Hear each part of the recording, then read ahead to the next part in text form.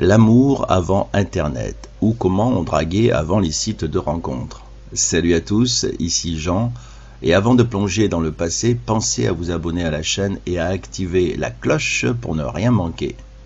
C'est bon? Allez, retour dans le temps. Avant que les applis de rencontres n'existent, il fallait du courage. Pas de profil à faire défiler, pas de message envoyé derrière un écran.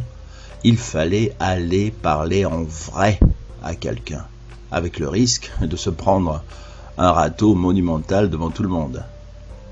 Les bars, les bals populaires, les fêtes de village et même la boulangerie pouvaient être des endroits stratégiques. Un sourire, un regard appuyé, et si tout se passait bien, on osait enfin lancer un « Salut, ça va ?» parfois avec la voix qui tremble un peu. Aujourd'hui, on envoie un message en 2 secondes, mais avant, écrire à quelqu'un demandait du temps et de l'inspiration. Il fallait choisir ses mots, soigner sa plus belle écriture et surtout, attendre la réponse. Et parfois, ça prenait des jours, sans oublier l'angoisse de se savoir si la lettre était bien arrivée. C'était un suspense insoutenable, presque une épreuve de patience.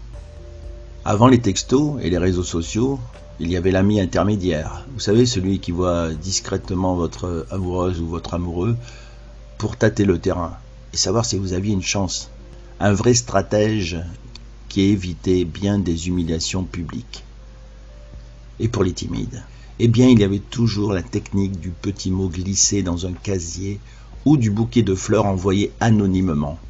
Avec un peu de chance, la personne devinait qui était l'admirateur secret. Ou alors tout le monde restait dans un flou pendant des mois. Un premier rendez-vous, c'était un vrai événement. Il fallait choisir un lieu, un ciné pour ne pas trop parler et éviter de dire des bêtises, un café pour tenter d'être détendu, une fête pour se fondre dans l'ambiance. Et surtout, on ne pouvait pas enquêter sur l'autre avant. Pas de photos à analyser, pas de bio avec les détails précis. On découvrait la personne au fil de la conversation. Il fallait écouter, observer et apprendre à la connaître en vrai. Aujourd'hui, on a plus de possibilités pour rencontrer quelqu'un, c'est vrai. Mais est-ce que c'est plus facile pour autant?